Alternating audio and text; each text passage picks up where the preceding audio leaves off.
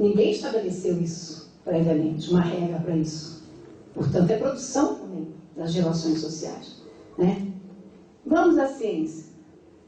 Por que o problema da malária, por exemplo, não seja completamente resolvido e a questão da obesidade ou do diabetes seja tão intensamente estudada? Quem tem malária está lá na floresta normalmente, né? Às vezes um vai para lá e pega a malária e volta, um urbano e volta, mas a malária não é uma doença que, inclusive, hoje a saúde pública se designa como doença negligenciada. Ora, a ciência se debruça para estudar obesidade e diabetes, se debruça menos, só instituições públicas, a estudar malária. Porque um determinado segmento tende a ter social, tende a ter mais diabetes e obesidade, enquanto um outro segmento tem malária. Não precisa dizer onde é que se encontra cada um deles, né? Grosso modo, né? Então, a ciência, o conhecimento produzido, também não é neutro e natural. O conhecimento produzido vem de disputas de interesses. Basta abrir a página do CNPq, nós vamos ver os editais que são lançados, que financiam a pesquisa.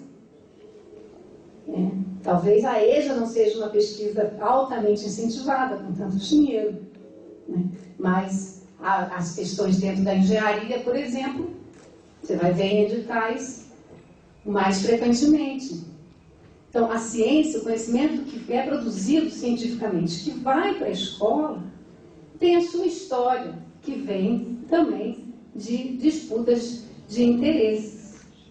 Portanto, esse mundo lá fora é produzido por nós mesmos, né, pelos homens, pela sociedade, na sua história, é trazido para dentro da escola e a escola pode, com os instrumentos intelectuais, né, com instrumentos do próprio conhecimento já produzido, tensionar e questionar a naturalidade das condições de vida que nós temos. Não é? E o currículo integrado se propõe a isso. Agora, esta lógica, ela tem um fundamento anterior, porque dissemos, ao integrar as dimensões fundamentais da vida, integra trabalho, ciência e cultura. São universos do nosso mundo, mas nós poderíamos perguntar se, humanamente falando, eu diria, ontologicamente falando, isto é, do ponto de vista daquilo que define o ser humano, que constitui o ser humano, se uma dessas dimensões precede, bem entre aspas, outra. Se nós pensarmos na vida humana, no desenvolvimento da espécie, e no hoje, né? Sabe por que eu consigo estar aqui, depois de ter saído do Rio cedo e ter feito um trabalho aqui de tarde? Eu fiz um lanchinho. Se eu não tivesse feito um lanchinho, talvez não aguentasse ficar aqui esse tempo, né? Tive que colocar saco vazio, não para em pé, né? Há um princípio anterior a qualquer vida animal, a qualquer espécie, e nós estamos falando aqui da vida humana, há um princípio anterior que é reproduzir-se materialmente, corporeamente. Você precisa comer, precisa não morrer. A vida só existe por oposição à morte, né? Salvo pensamentos metafísicos que não cabem. É preciso conseguir se reproduzir todo dia, comer, abrigar-se, morre-se de frio, morre-se de calor, não é? Então, comer, abrigar, vestir-se, abrigar-se, evitar saúde, evitar doenças, proteger-se de intempéries, de riscos, de danos à saúde. Então, há um princípio anterior de produção da vida que é propriamente a existência material. Mas o homem não se reduz a isto. O homem é um ser de necessidade, né? Mas diria um velho barbudo que um amigo meu chama de Carlinhos, né, que as necessidades existem, venham elas do estômago ou da fantasia. Mas para ter a fantasia, né, querer ter uma noite de amor gostosa, tomar uma cervejinha, ouvir uma boa música, tem que comer. Né? Tem que estar materialmente em condições. E o ser humano é a única espécie que, para garantir isto, tem que ele mesmo se virar como espécie. Os seres, as outras espécies deixadas à natureza, a natureza dá-lhes o que precisa. Se não der, morre. Extinção. Animais em extinção. Os animais domésticos vão ter alguma coisa ali que o dono vai colocar, ou se for um gato vai buscar um ratinho por aí, mas também da natureza. Instintivamente.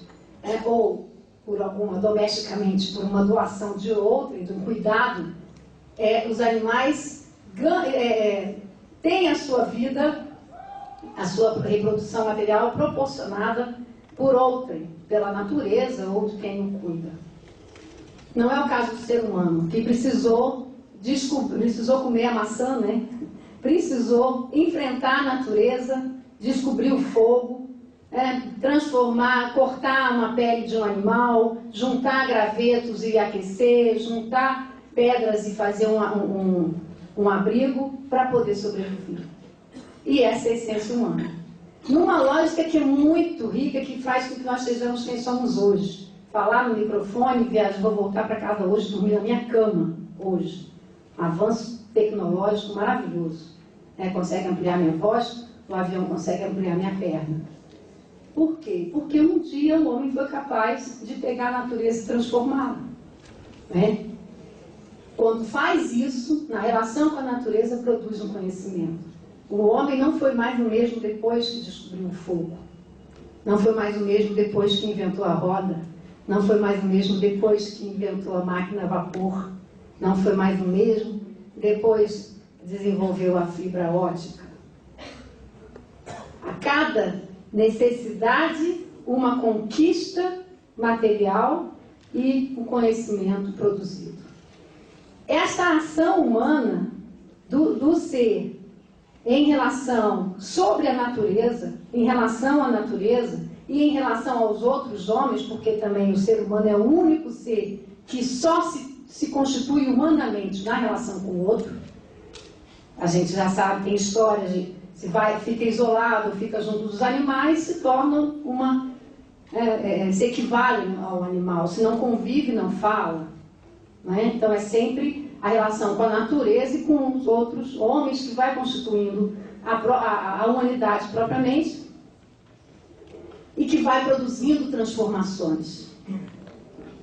Essa ação humana sobre a natureza que se faz com o objetivo de dominar a natureza, apropriar-se dela para si, para nós, que nos possibilitou hoje que eu venha aqui de avião e não a cavalo, nada mais é do que o trabalho humano, a ação vital do ser humano. O ser humano se define pelo trabalho, ou seja, é o único ser que para viver como humano precisa trabalhar. Mas trabalhar significa agir sobre a realidade que dispõe, e se apropriar dela e criar e produzir. De tal maneira que nós chegamos ao patamar que nós estamos na sociedade hoje. E esse é o sentido ontológico do trabalho. O trabalho é inerente ao ser humano.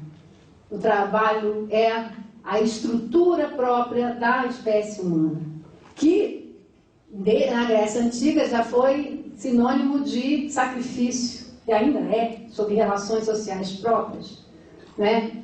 Tanto que o termo vem do instrumento de tortura, tem várias etimologias aí, do tripalho, mas é que, paciência, até pelo viés religioso, que não é o meu, né? Assim, tem que trabalhar, vai produzir a sua existência agora pelo seu suor. Não sou adepta dessa versão, mas o que eu quero dizer é que chegamos ao mesmo ponto, chegamos ao ponto de que o trabalho é estruturante da vida humana, da espécie humana. Desta maneira, não faz sentido que uns trabalhem e outros vivam do trabalho de outrem. o processo humano, viver em sociedade, implicaria que todos trabalhassem. E trabalhassem para produzir os valores necessários a si, socialmente necessários, os valores de uso. Não é, por esse raciocínio, não é normal dizer que, fazer um julgamento de valor, por exemplo, esse cara é um preguiçoso e aquele ali é um batalhador. Alguma questão na relação com a sociedade faz com que alguém não trabalhe e o outro trabalhe. E vai perdendo a humanidade se não trabalha. Não é normal pensar que uma criança seja educada naturalizando o fato de que uma empregada lhe dá um copo de água ou um prato de comida todo dia nas mãos. Criar uma criança com essa lógica de que é natural, de que um outro sirva a ela. Não é normal. O Gramsci fala, criam-se assim mamíferos de luxo, porque não passam de animaizinhos de luxo quando vai, então acostuma a ser servido por outro. Não é normal, porque o trabalho é constitutor da vida humana. Então, também sob essa lógica, não existe o trabalho melhor ou pior do ponto de vista do valor. Quem varre a rua, quem prega um prego ou pinta uma parede, ou quem faz um projeto de engenharia, ou defende alguém no tribunal. Qual o trabalho que é mais importante? Certamente, alguns trabalhos considerados desvalorizados, se tirassem da sociedade, gerariam um caos. Porque, antes de tudo, o trabalho constitui naquilo, no processo que visa satisfazer as necessidades humanas. O trabalho com sentido de produção de valores de uso. Mas que, historicamente, foi se tornando produtor de valor de troca. Desde a escravidão ou feudalismo, sob o trabalho obrigatório, até o capitalismo com a liberdade formal que se conquistou, mas que nós deixamos de produzir aquilo que é necessário socialmente, que poderia ser distribuído, cada um produzindo as necessidades, distribuindo, dividindo socialmente o trabalho, passamos a ser pessoas que trabalhamos para ter alguma coisa em troca, que não é o valor de uso propriamente, mas é um valor universal de troca, o dinheiro, o salário. É uma forma específica e histórica do trabalho que se organiza no capitalismo, o trabalho assalariado. Desta maneira, trabalho e emprego não são sinônimos. O que é sinônimo é trabalho assalariado e emprego. E quando formalmente disciplinado num contrato, que é assim que é o emprego.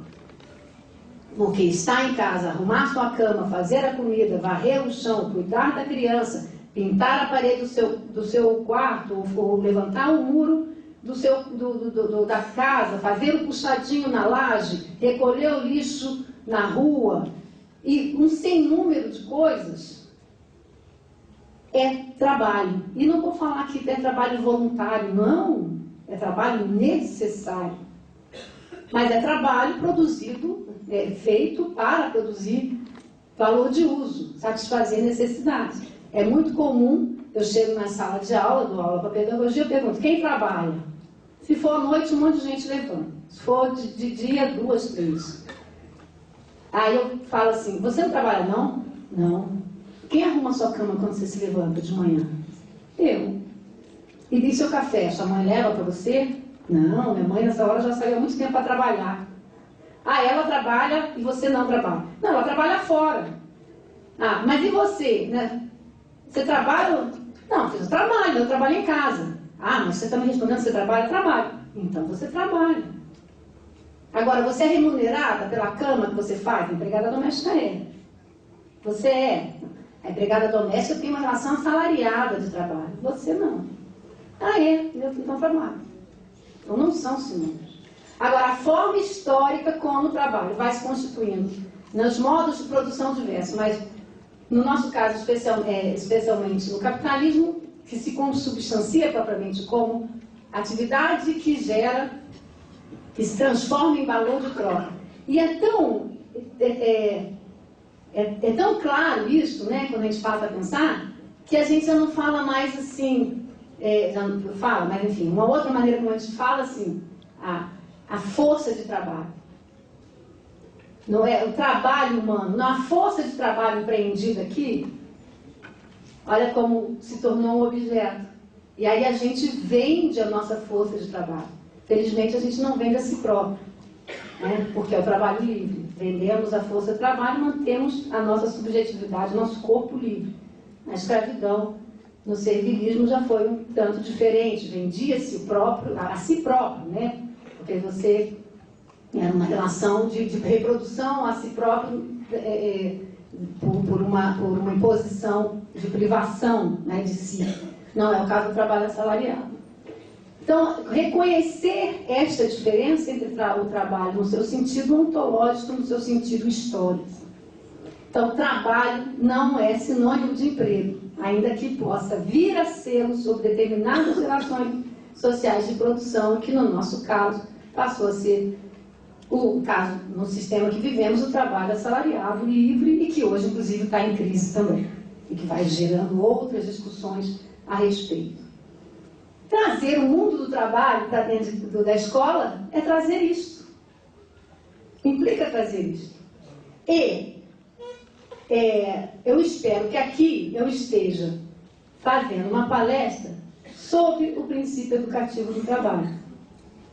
Sabe por quê? Porque eu estou tentando nos ajudar a pensar sobre o significado do trabalho. E por que eu sou, inclusive, privada privada de trabalhar em casa, de cuidar do meu filho, que eu tanto amo, para sair, para trabalhar lá fora, para ganhar um salário. Né? E, inclusive, um horizonte que todos nós queremos, porque queremos ter o nosso salário no final do mês. Então, ter o trabalho como princípio educativo na escola implica, filosoficamente, compreender que é papel da escola proporcionar a compreensão do significado do trabalho, de que ser humano se produz pelo trabalho, de que não é normal que uns vivam do trabalho e outros da exploração do trabalho alheio, de que trabalho não é sinônimo de emprego, e de que nós, trabalhadores, produzimos tudo que essa humanidade tem. Não foram os grandes cientistas, foi a classe trabalhadora.